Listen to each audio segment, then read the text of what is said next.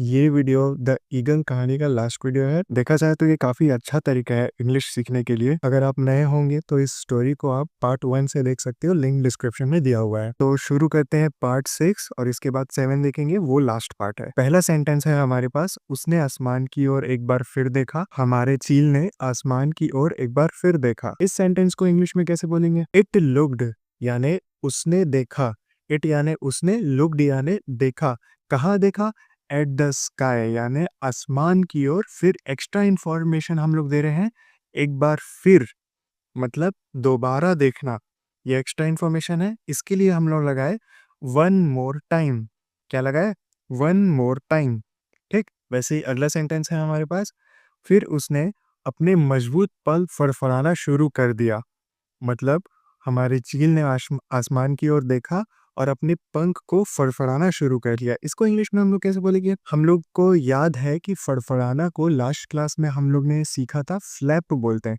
अगर आपने नहीं देखा होगा तो पूरे पार्ट्स का लिंक डिस्क्रिप्शन में, आप वहां से जाके देख सकते हैं।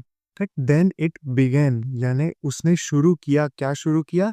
To flap its strong wings.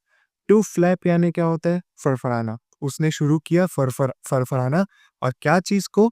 It's strong wings यानी उसके, स्ट्रॉन्ग यानी मजबूत, विंग्स यानी पंखों को। ठीक, वैसे ही आगे बढ़ते हैं अगले सेंटेंस में। चील दौड़ा, फिर उसने छलांग लगाई। द ईगल रैन, हमारा जो ईगल था वो दौड़ने लगा। देन इट जम्प्ड, उसने छलांग लगाई। आगे है हवा ने उसे ऊपर उठा दिया। हवा ने उसे ऊपर उठा दिया। The wind lifted it up.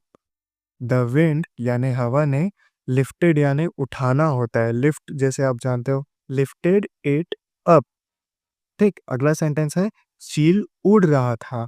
अब उसने जंप लगाया और हवा ने उसे उठाना शुरू कर दिया। अब वो उड़ने लगा। इसको इंग्लिश में कैसे बोलेंगे? The eagle was flying. The eagle was flying. ये सारे सेंटेंस को डेली प्रैक्टिस में कैसे लाना है उसका एग्जांपल मैं पिछले वीडियो में दे चुका हूँ। अगर आपने वीडियो नहीं देखा होगा तो make sure you watch them first. आगे बढ़ते हैं। उसे आज़ादी महसूस हुई। क्या? उसे आज़ादी महसूस हुई। It felt. फेल्ट यानी हम लोग कई बार देख चुके हैं, फेल्ट यानी होता है महसूस। It felt the freedom. Freedom यानी आज़ादी। ठीक, आगे बढ़ते हैं। उसे खुशी महसूस हुई। It felt the Joy. The freedom, the Joy, इसको एक साथ लिख सकते हैं, it felt the freedom and the Joy, ऐसे करके भी। ठीक, वह और ऊंची उड़ान भरता गया। इसको इंग्लिश में कैसे बोलेंगे? It flew higher and higher.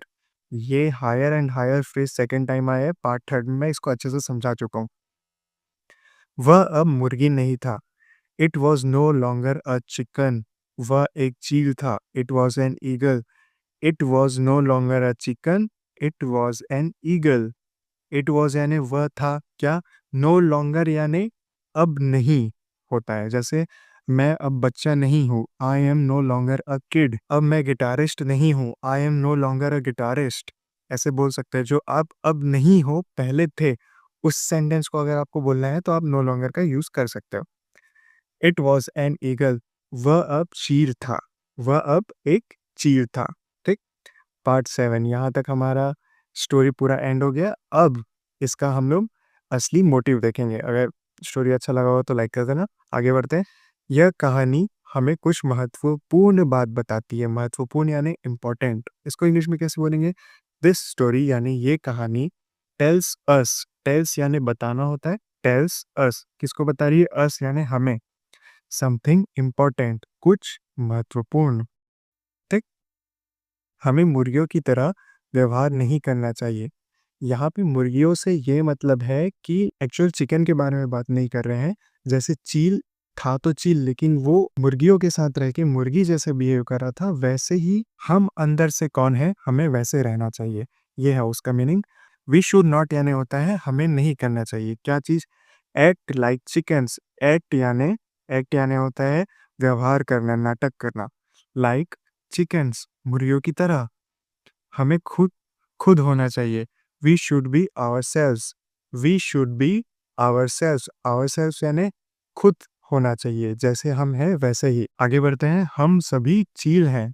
We are all eagles. We are all eagles.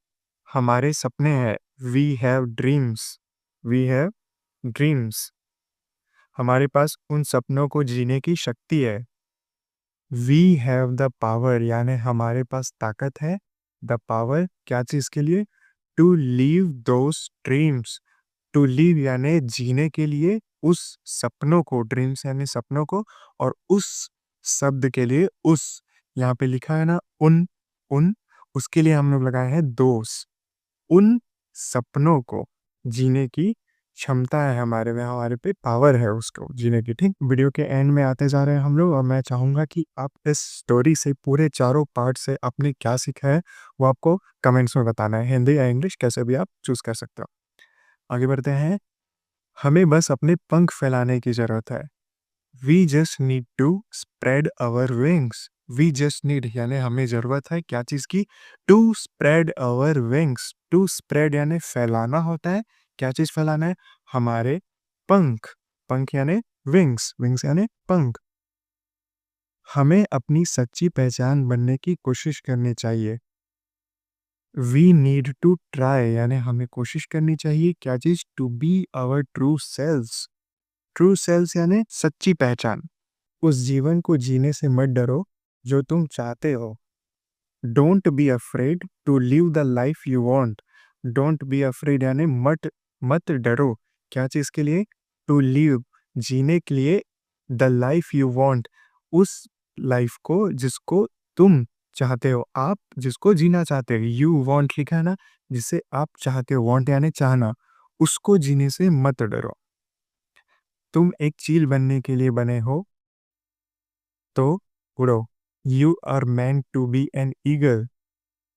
You are meant to be an eagle.